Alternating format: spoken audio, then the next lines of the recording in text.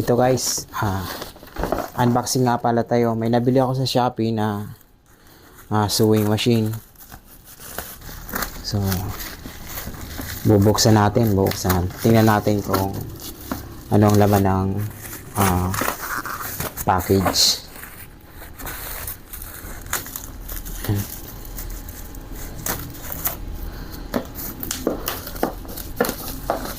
Kaya ako bumili nito para lang to sa personal na gamit namin.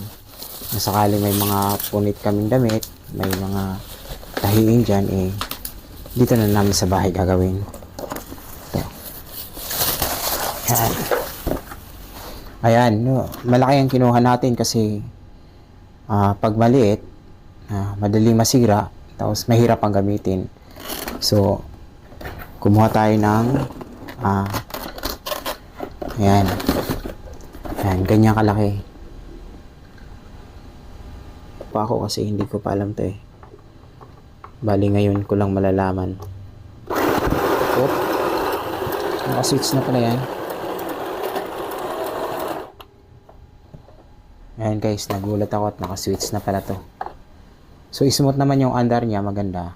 Kasi, hindi siya masyadong maingay, no? Katulad nung sa akin dati. Ito. Oh, napakaliit siya kumpara dito. Tapos, mahirap gamitin kasi maliit na nga, maingay pa. Malakas ang tunog nito pag pinapaandar. So, tabi na natin to siya kasi may bago na tayo. Tapo na natin to. So, tingnan natin. Ayan.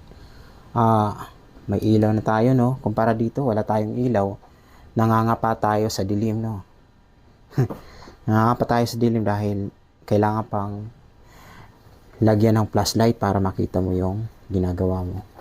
Yung tinatahi mo. O, ayan. Nag-aapos na, no?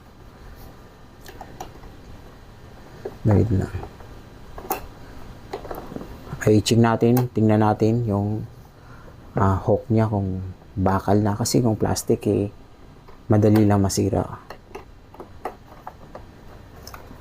So, may isang itim ako na nakita dun sa Shopee. Mas maganda siguro yung kasi pinakita niya talaga. Bakal yung hook niya. Either may nabibili din namang hook nito, bakal, pero napakamahal. Ito nga, may nabili din itong hook na bakal, pero mahal. Parehas lang din sa presyo nito sa brand new. Yan. So, ang ginawa ko, bumili lang ng bago.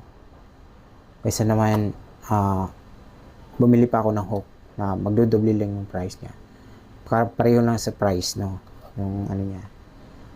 Yung balang lamang. Parang ganun din. O ayan, nag-apos na. No? Easy lang, gagalawin lang natin. Okay. So, hindi pa naman natin makikita yung yung hook nito kasi kailangan tanggalin, no? May tornilyo kasi, may bolt, may ano siya. Ayun, silipin lang natin. Paano kaya masilip to? Parang mahirap naman ito.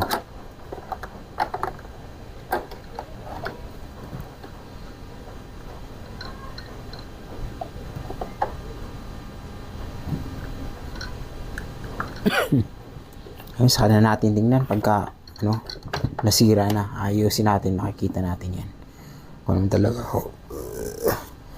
So ngayon try natin, pasok natin itong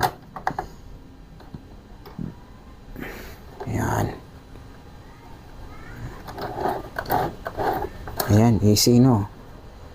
Mabilis siyang makuha yung sa ilalim, hindi katulad niya na isa, naghihirap pa ako. So yung pinatesting ko to doon sa shop, ganito lang yung testing na tatlo, 1, 2, 3, 1, 2, 4 lang tinesting nila ng stitch. 4 lang. So bali 12 siya, 12 stitch. Yan.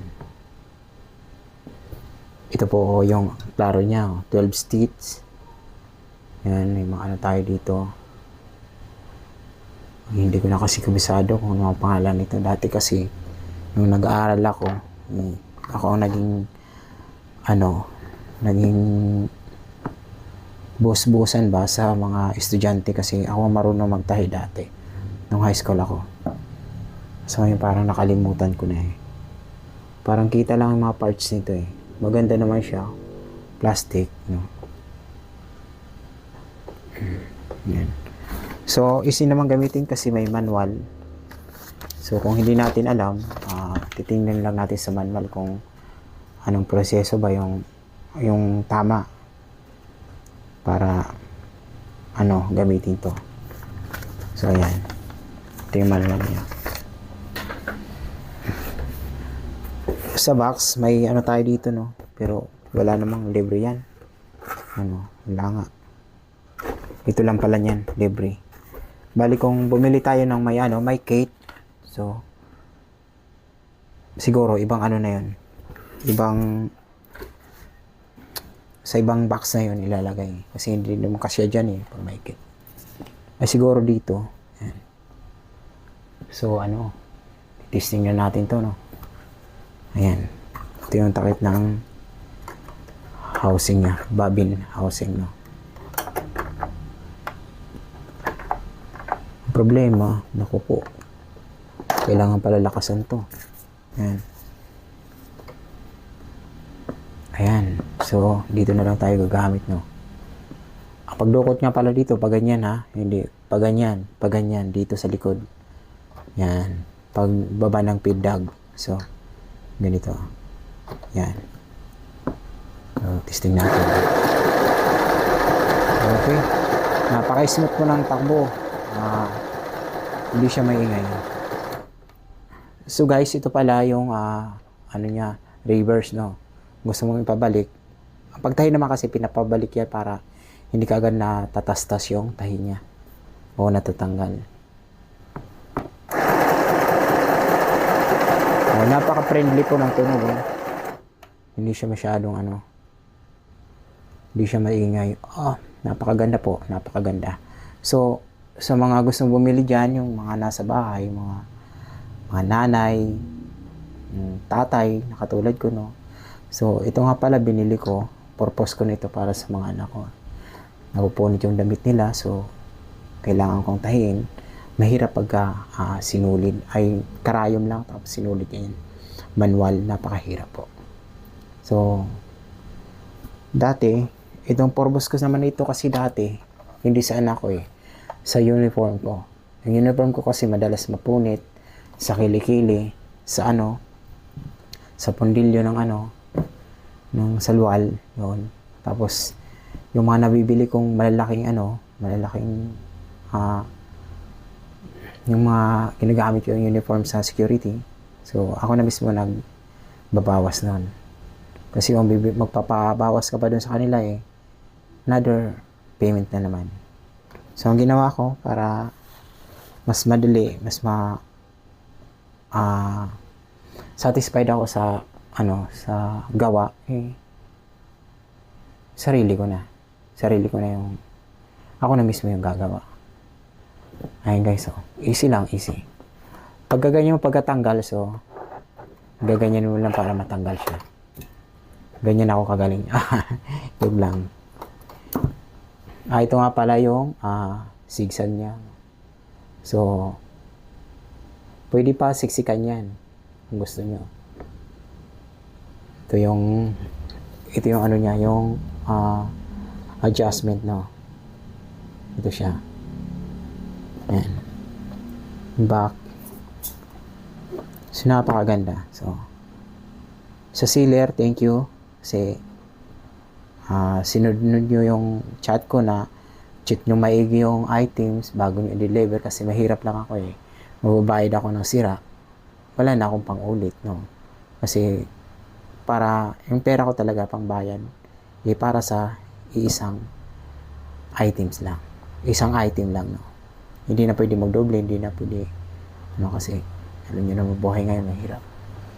So ayan, hindi na pala natin kailangan ng gunting kasi kung gusto mo magputol, ayan, dito lang. Ayan. Dito sa side yung putulan ng sinulid. So yan. Guys, dalawang bobbin winder yan. Tapos, yung dito sa taas. Sinulid yan. Okay. Yan lang ang pre niya. So, sealer, sana naman, prinihan nyo na lang ako na marami-rami kasi wala na akong pambili. Ay, kaya testing na natin. Okay naman yung items. Walang sira. Maganda. AC to carry. Yan. AC to outlet, no? Yan. Ito natin, no? Kita yung mga bolt dito. Kita yung mga bolt niya. Yan. Napakaganda po. Siguro pag nakita to ng anak ko, tong tuwa, akala laruan, no?